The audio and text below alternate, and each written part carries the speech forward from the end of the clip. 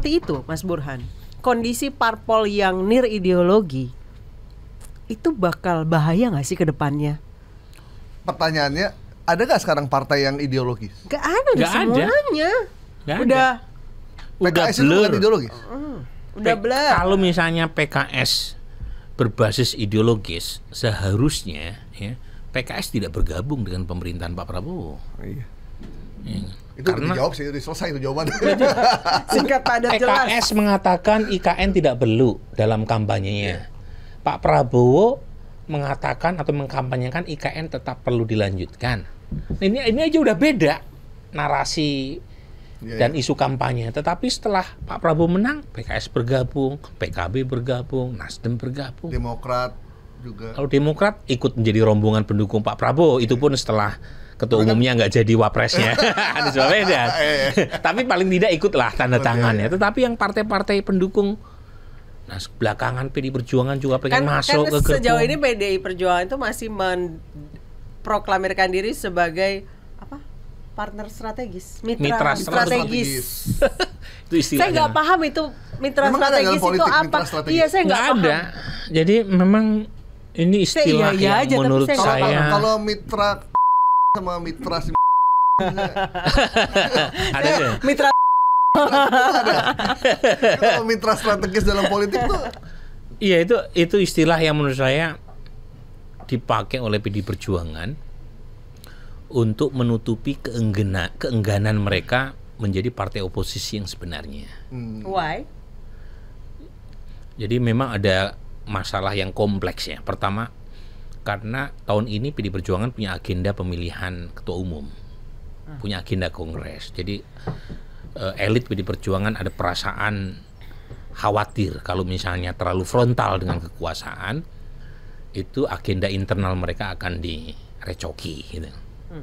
Jadi akhirnya mereka memperhalus positioning ini. Yang kedua, ini klaim ya, lagi-lagi ya belum tentu benar. Yang banyak diserang jadi mantan kader ya, bukan pemerintah ya. Iya kan, mereka halus sekali sama pemerintahan sekarang. Yang kedua adalah ada kekhawatiran. Ini analisa, ada kekhawatiran kriminalisasi. Itu muncul kan.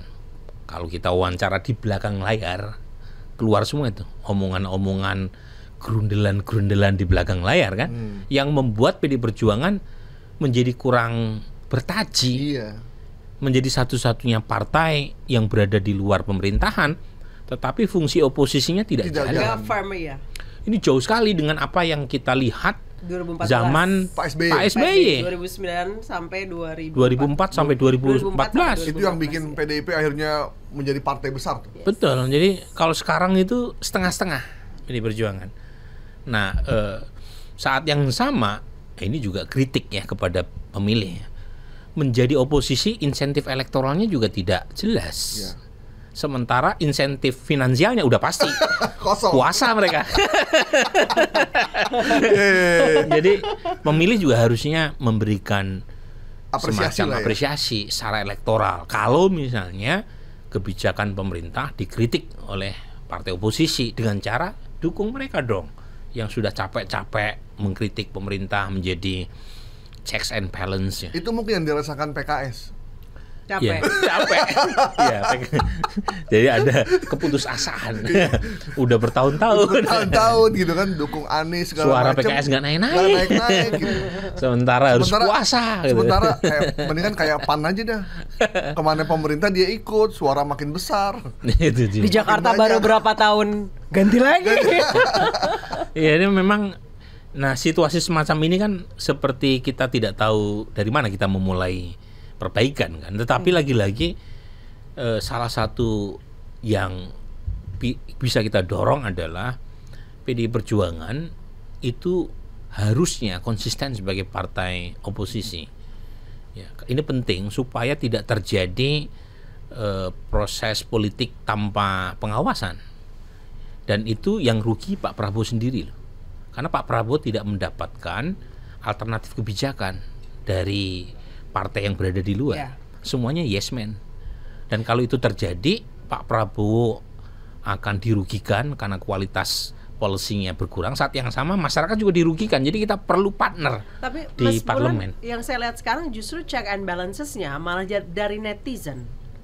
Dan kemudian pemerintahnya jadi apa ya? Jadi kayak musuh netizen. Bukan. Karena kritiknya dari netizen, jadi responnya itu terlalu terburu-buru gitu loh. Iya, jadi ini ya, jadi kurang matang ya proses pengambilan keputusan. Kayak misalkan MBG gitu. Iya. Yang kritik kan netizen sebenarnya. Kemudian Pak Prabowo pidato dan mengklarifikasi itu. Jadi Pak Prabowo mengklarifikasi kritikan dari rakyatnya, dari netizen, bukan dari partai politik. Itu dia tuh. Ini kan harusnya kan suara netizen itu disuarakan melalui jalur-jalur formal di parlemen.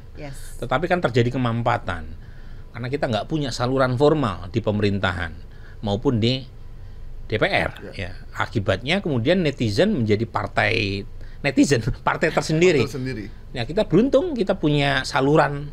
Coba kalau di formal ditutup, informal ditutup, itu justru malah merugikan karena akan meletup ya menjadi ledakan yang tak terduga. Minimal kan ada salurannya. Kasus LPG 3 kg.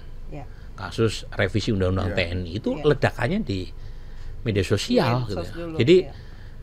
Jadi untungnya pemerintah mendengar sehingga ada koreksi ya di beberapa hal ya, termasuk juga pembatalan misalnya soal PPN 12%. Tapi kalau terus-menerus seperti ini, politik yang berbasis viral, berbasis trending, itu kan kualitas governing kita menjadi merosot.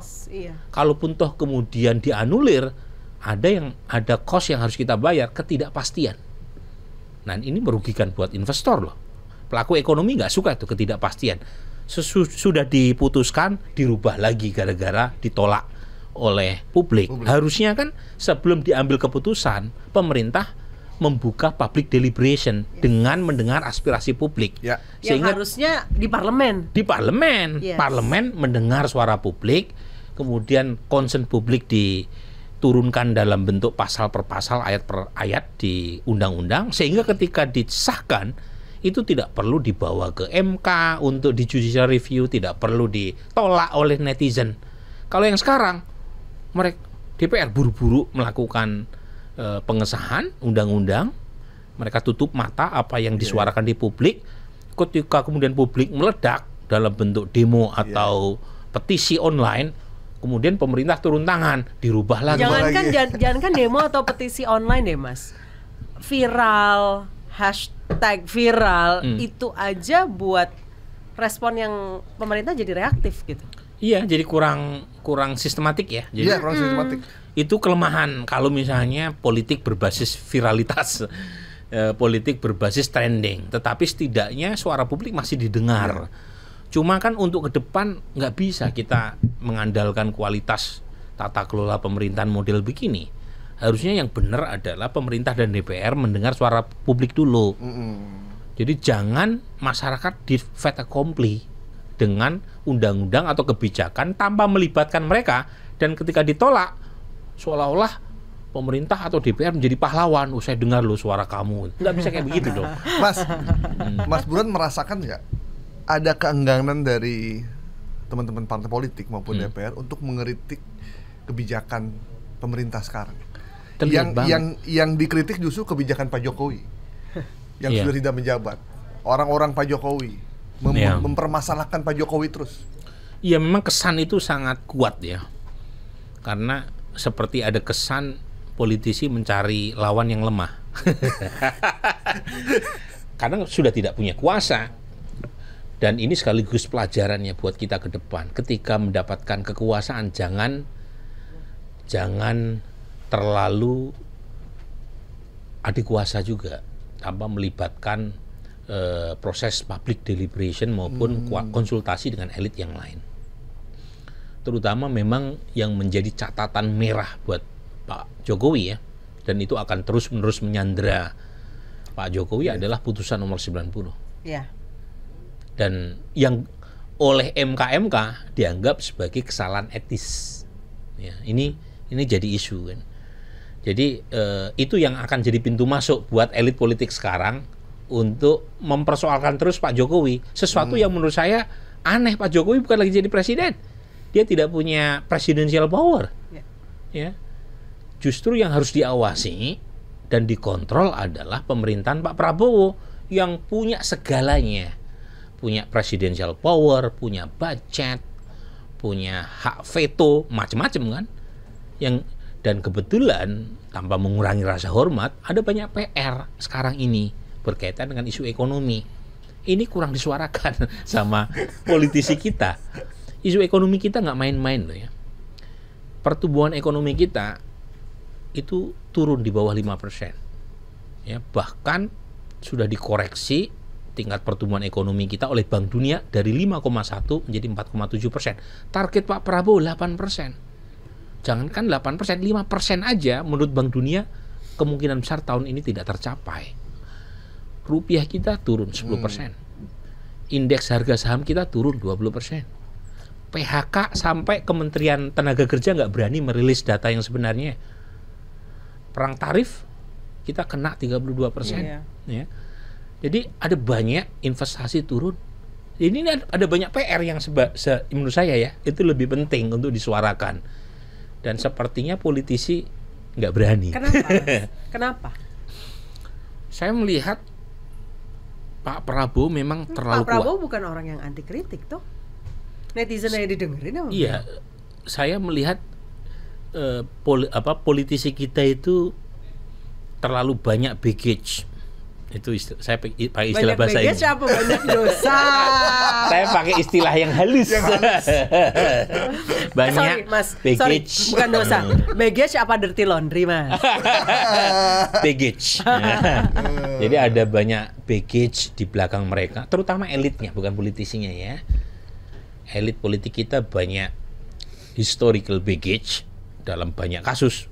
Entah mereka punya hutang budi politik, hutang budi ekonomi, punya kasus nih, yang membuat mereka tidak leluasa untuk menyampaikan kritik. Padahal saya merasa seperti yang Anissa tadi bilang, Pak Prabowo tidak anti kritik. Ya. Ada banyak kritik dari netizen yang diakomodasi kan. Misalnya soal revisi undang-undang TNI.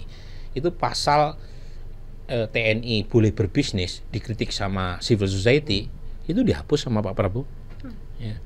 Kemudian soal apa lagi? Soal antara 4 pulau itu sengketa antara pemerintah Aceh sama Sumatera Utara. Kemudian soal Raja Ampat ya, meskipun tidak seluruhnya diakomodasi tapi ada beberapa korporasi yang ditutup. Artinya kan didengar juga. Ya? Cuma pertanyaan saya kenapa itu nggak disuarakan sama partai politik kita? Ya.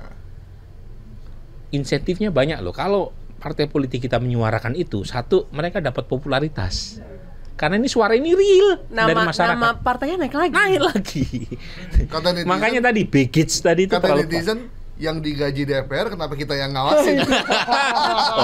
itu istilah yang bagus tuh. Iya kan? Jadi harusnya anggota DPR itu membayar netizen dong. Menyisikan dari gaji mereka yang banyak itu untuk netizen yang bersusah payah menggantikan tugas anggota DPR. Mas, banyak pertanyaan di lapangan atau di warung kopi tentang hubungan Pak Prabowo dan Pak Jokowi. Sebenarnya hubungannya seperti apa sih? Kok kayaknya kadang Pak Prabowo muji, tapi walaupun sekarang udah nggak muji-muji lagi. Terus ada beberapa orang dekatnya Pak Jokowi masuk KPK, terakhir anak buahnya Bobby.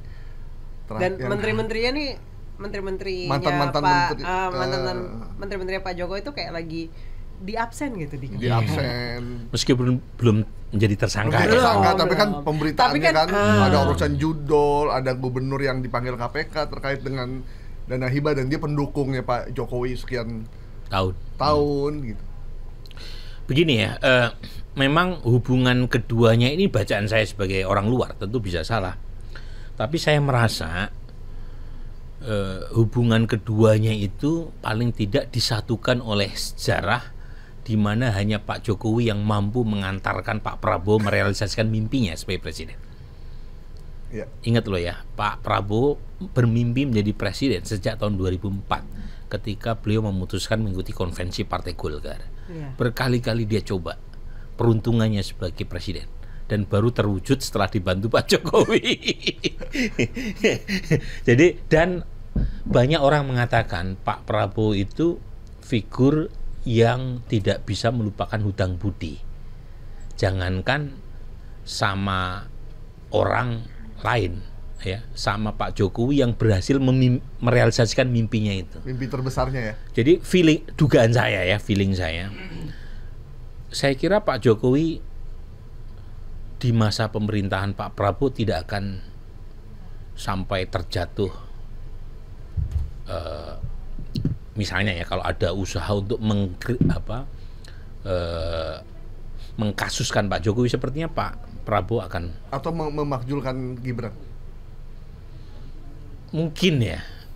Untuk yang kedua agak lebih kompleks nih. Kalau Pak Jokowi sudah tidak bisa maju lagi. Kalau Gibran kan bisa menjadi pesaing 2029 ya.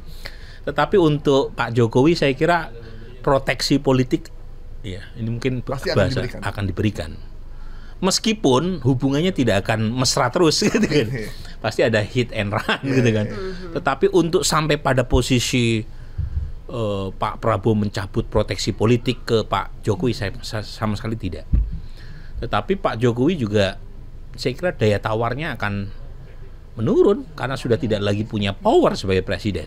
Jadi, ngomong-ngomong soal daya tawar Pak Jokowi, katanya approval rating Pak Jokowi, katanya indikator sempat survei, Mas. Tapi iya, nggak dirilis. Sebenarnya nggak dirilis kan untuk kepentingan akademik ya. Oh, bukan ada kepentingan satu dan lain hal ya? Bukan. Jadi kita kalau ada kepentingan, kenapa saya sebutkan di media kan? Akhirnya saya sebut juga. Cuma waktu itu untuk kepentingan, jadi saya sampaikan di media. Waktu itu tidak kita rilis khusus kepuasan, kedisukaan terhadap Pak Jokowi di atas 70%. Enggak. Untuk studi, kebetulan kan saya punya banyak riset akademik ya untuk jurnal dan seterusnya. Waktu itu kita diminta untuk nulis book chapter buat Southeast Asian Affairs. Jadi saya memasukkan pertanyaan itu. Nah, memang masih di atas 70%, tapi turun tingkat kedisukaannya. Itu yang saya sebutkan di salah satu podcast ya. Masih tinggi tapi turun, sebelumnya 90%. Jadi turunnya masih cukup tinggi, jauh. Tapi turun, mirip Pak Jokowi dong. Sudah tapi belum. Beda dong. Masih 70. Oh, tetap tinggi tapi agak turun ya dari sebelumnya. Iya, kan masih 72% kan masih tinggi. Masih tinggi. Tapi dibanding ketika dia masih menjadi presiden, tingkat kedisukaannya 90%. Sekarang 72. 72. Itu kan turun berapa poin? 18 poin. 18, cukup jauh ya. Cukup jauh. Jadi ini saya diajari sama guru besar statistik ya. Kalau kita lihat gelas, ada air di gelas tadi itu setengah. Ya. Kita bisa menyebut itu gelas setengah penuh, kita bisa menyebut itu gelas setengah kosong. Ya. Betul nggak? Betul. Itu kan tergantung perspektif kita. Mau ke atas atau mau ke bawah. Nah, kan? saya mencoba menafsirkan data selengkap mungkin bahwa tingkat kedisukaannya masih tinggi, iya. Tapi saat yang sama kalau kita lihat perbandingan turun 18 poin. Gitu. Nah itu yang menurut saya mengurangi subjektivitas saya sebagai peneliti. Kalau misalnya saya bilang 72%, tinggi banget. Tapi ketika saya sebutkan turun loh dari 90%, nah, kan saya lengkap nih, balance lah ya sebagai peneliti supaya pemirsa itu, pendengar itu bisa mendapatkan informasi yang lengkap. Nah sayangnya kan banyak di antara kita yang terutama politisi itu yang namanya selective forgetting, selective remembering, picky dia, ngambil data yang sesuai dengan kepentingan. Kalau kita sampaikan aja angkanya seperti ini, bahwa Pak Jokowi masih banyak pencintanya iya, tetapi kalau dibandingkan ketika dia masih berkuasa, penurunannya cukup besar. Itu wajar atau tidak? Ini stupid question sih, tapi saya harus dapat dari ahlinya ya. Itu wajar atau tidak? Cukup untuk seorang mantan pimpinan. Cukup besar ya penurunannya ya. Enggak, penurunan itu wajar atau tidak? Mungkin istilah wajar tidak wajar agak kurang pas. Yang tepat mungkin penurunan itu jarang terjadi buat presiden yang baru menyelesaikan jabatannya kurang lebih sekitar 8 bulan yang lalu. 8 atau 9 bulan yang lalu. Oh, survei setelah 8 bulan beliau tidak menjabat? Surveinya beberapa, ya sekitar itu.